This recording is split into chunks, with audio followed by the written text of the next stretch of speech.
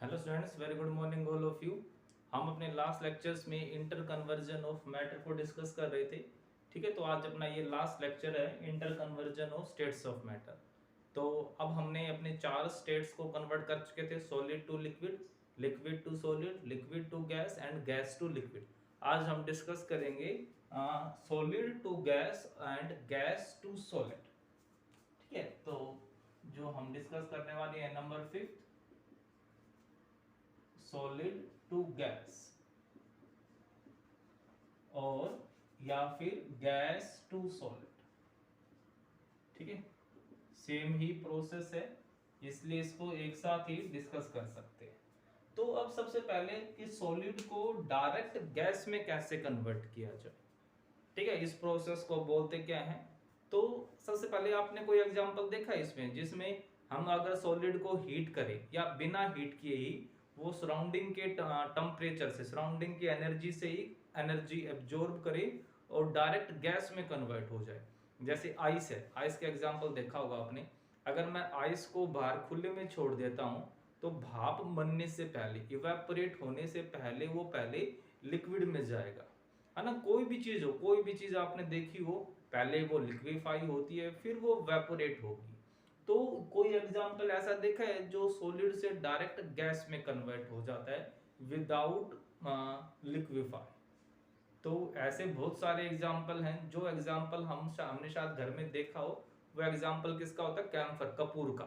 ठीक है, तो जो कपूर होता है अगर हम उसको हीट करें, कपूर की गोली आती है ना जो हम अपने विंटर के कपड़ों में डाल के रखते हैं, तो क्या होता है कि अगर हम उस कपूर को रखें, इवन सनलाइट में रख दे, धूप में रख दें, तो आप देखोगे कि वो लिक्विफाई नहीं हो रहा, वो धीरे धीरे इवेपोरेट हो रहा है, धीरे धीरे इवेपोरेट हो रहा है। वो देखे होंगे आपने रूम फ्रेशनर की टिकिया आती हैं जो टॉयलेट में भी यूज की जाती है, तो वो क्या होता है कि वो कुछ टाइम के बाद अपने आप गायब हो जाते हैं ना, 10 दिन 15 दिन या 1 मंथ के बाद। इसका मतलब क्या हुआ? वो लिक्विफाई नहीं हुई, इसका मतलब वो डायरेक्ट किस में कन्वर्ट हो रही है? वो डायरेक्ट वेपर में कन्वर्ट हुई। सॉलिड डायरेक्ट किस में चला गया?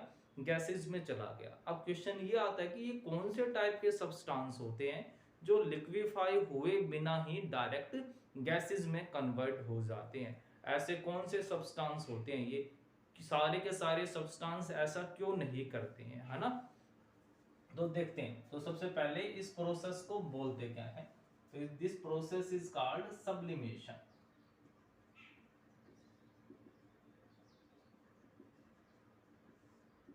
तो सब्लिमेशन का मतलब क्या होगा? It may be defined as the process by which solid direct converts into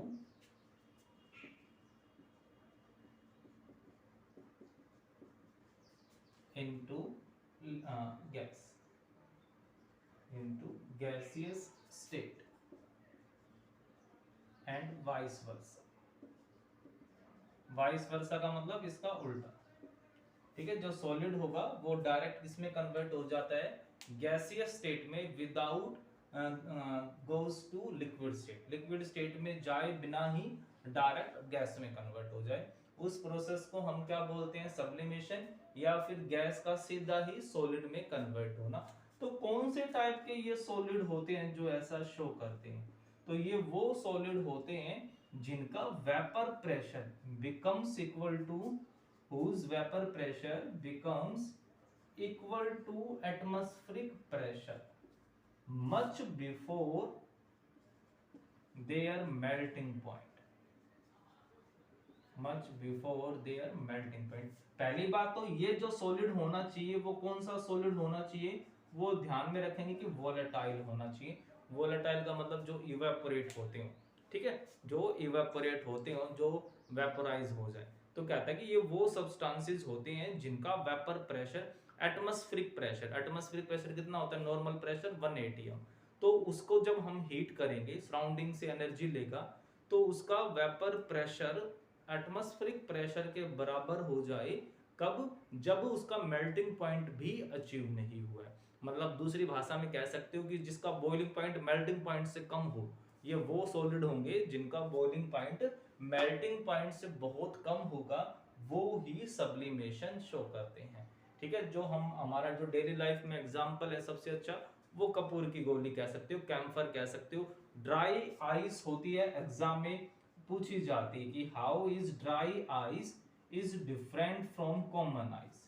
ठीक है, तो जो ड्राई आइस है, ये ड्राई आइस होती क्या है, this is solid CO2, this is solid CO2। Why this is called ice, ये आइस इसलिए कहलाती है क्योंकि ये कूलिंग में काम आती है। एंड इसको ड्राई इसलिए बोलते हैं क्योंकि ये किसी भी चीज को गीला नहीं करती है, क्योंकि ये सॉलिड से सीधा किस में कन्वर्ट हो जाएगी, इवेपोरेट हो जाएगी, गैसियस स्टेट में कन्वर्ट हो जाएगी, इसलिए इसको क्या बोल सकते हैं हम, ड्राई आइस बोल सकते हैं। क्लियर है, तो ये था हमारे पास अपना जो लास्ट कन्वर्जन था सॉलिड टू गैस और gas to solid, which is called sublimation. ठीक है, तो जो हमारे पास ये हमने कन्वर्जन पढ़ा किसके बेस पे था, ये था टेम्परेचर के बेस पे, कि जब हम उसको हीट कर रहे हैं। ऐसे ही हमने कहा था कि हम मैटर की स्टेट चेंज कर सकते हैं आइदर बाय टेम्परेचर और बाय प्रेशर और बाय बोथ। ठीक है, दोनों की हेल्प भी ली जा सकती है या किन्हीं एक से भी हो सकता है। तो अगर अब हम बात करें second, inter conversion of matter by pressure, तो प्रेशर की हेल्प से ये सब कैसे होगा।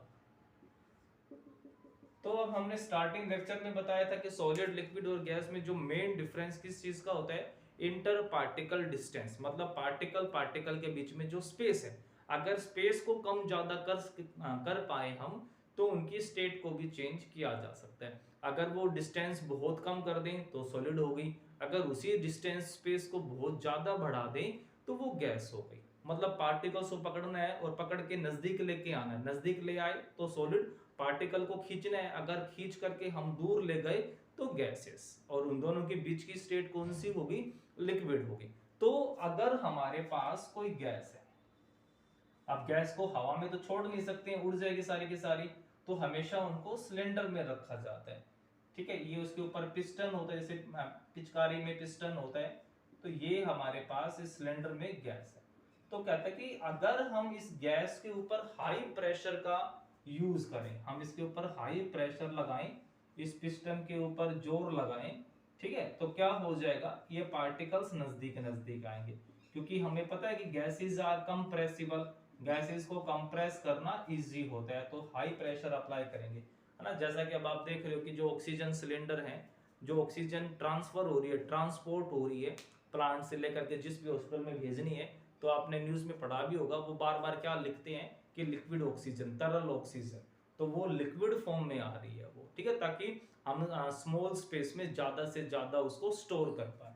तो वो सब कैसे होता होगा कि हम इसके ऊपर हाई प्रेशर लगाएंगे, तो हाई प्रेशर, अब सिलेंडर तो बस चारों तरफ से क्लोज है, अब पार्टिकल्स कहां से भागेंगे, भाग ही नहीं पाएंगे, तो इनको अल्टीमेटली क्या होना पड़ेगा, नजदीक नजदीक आना पड़ेगा। तो जैसे ही नजदीक नजदीक आकर के बैठते हैं, इनको पता भी नहीं होता, जैसे ही नजदीक आएंगे ये किस में कन्वर्ट हो जाते हैं, लिक्विफाई हो जाते हैं। हाँ, अब इस लिक्विड को सॉलिड में कन्वर्ट करना शायद बाई प्रेशर बहुत ज्यादा मुश्किल हो, क्योंकि हमने ये पढ़ा है कि जो लिक्विड होते हैं वो ऑलमोस्ट, ठीक है, लिक्विड आर ऑलमोस्ट इनकम्प्रेसिबल, कि लिक्विड को कंप्रेस करना बहुत ज्यादा मुश्किल होता है।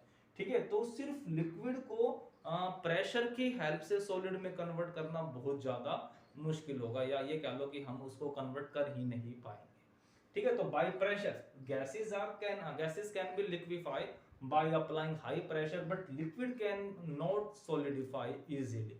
तो हमें लिक्विड को सॉलिडिफाई करने के लिए किसकी हेल्प चाहिएगी, हीटिंग की भी, या हीट की जगह कूलिंग वर्ड यूज कर सकते हो, कूलिंग एंड प्रेशर, ये दोनों तरीके से बहुत इजीली हो सकता है। ठीक है, तो अगर हम क्या करें, लिक्विड को बहुत ज्यादा कूल कर दें, इतना कूल कि उसकी मैक्सिमम एनर्जी जा चुकी है, पार्टिकल्स बस बैठने को ही है, उनकी जो एनर्जी है सॉलिड के नजदीक जाने को ही है। नेशनल ज्योग्राफी पे एक सीरियल आया करता था, साइंस ऑफ स्टूपिड्स, तो उसमें एक एक्सपेरिमेंट दिखाया गया था कि पानी का गिलास था जो बिल्कुल लिक्विड फॉर्म में दिखाई दे रहा था, उसने उस गिलास के ऊपर ऐसे थपकी लगाई जोर से, और क्या हो गया, देखते ही देखते वो पूरा का पूरा पानी आइस में कन्वर्ट हो गया। तो वो कैसे हुआ होगा? बिल्कुल सिंपल सा था, उसने वाटर को इतना ज्यादा लिक्विफाई किया हुआ था। उसने क्या किया हुआ था? वाटर को सॉरी लिक्विफाई नहीं, कूल किया हुआ था कि बस उसकी एनर्जी सॉलिड के इक्वल होने ही वाली थी, बस हुई नहीं थी। मतलब वो लिक्विड में था, just converts into solid form. ठीक है, तो अब वहां पर डिफरेंस किसका था? थोड़ा सा। अब उसको थोड़ा सा प्रेशराइज करना था, पार्टिकल्स बहुत ज्यादा नजदीक जा चुके थे, मतलब एक स्टेप दूर थे। तो जैसे ही उसने उसको प्रेस किया ऊपर से, और वो तुरंत देखते देखते किसमें कन्वर्ट हो गया? वो सॉलिड फॉर्म में कन्वर्ट हो गया। ठीक है, तो हम बाय प्रेशर और बाय कूलिंग ये काम बहुत इजीली कर सकते हैं, बट अकेले प्रेशर से शायद ये होना थोड़ा मुश्किल है। और फिर एक टर्म बताई थी हमने, क्रिटिकल टेम्परेचर। क्रिटिकल टेम्परेचर कहा था मोस्ट इंपोर्टेंट टॉपिक्स में आता है ये। ठीक है, तो क्रिटिकल टेम्परेचर होता क्या? अब हमने ये पढ़ा कि प्रेशर की हेल्प से हम गैस को लिक्विफाई कर सकते हैं।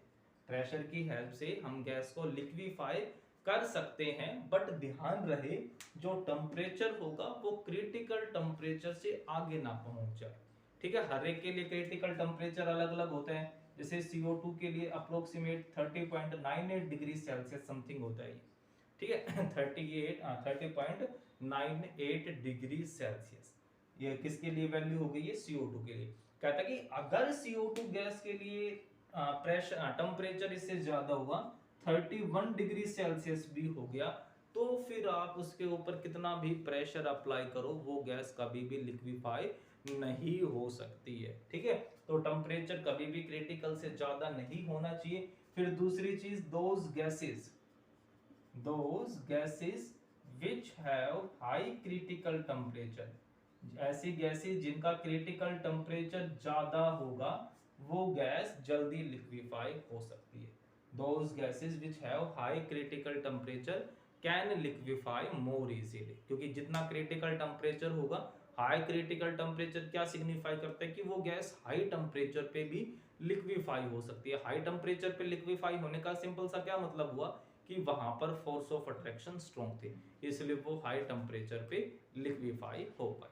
ठीक है, तो ये था अपना छोटा सा टॉपिक। अब ये टॉपिक अपना खत्म हो गया है, सिर्फ अपना एक लास्ट टॉपिक रहता है इवापोरेशन, जिसको हम अपने नेक्स्ट लेक्चर में डिस्कस करेंगे। तब तक आप जो मैक्सिमम क्वेश्चंस है आप उनको सॉल्व करके देखोगे। अगर फिर भी नहीं आते हैं तो हम यहाँ पर अपने एक लेक्चर, 2 लेक्चर में डिस्कस करेंगे। Okay, thank you.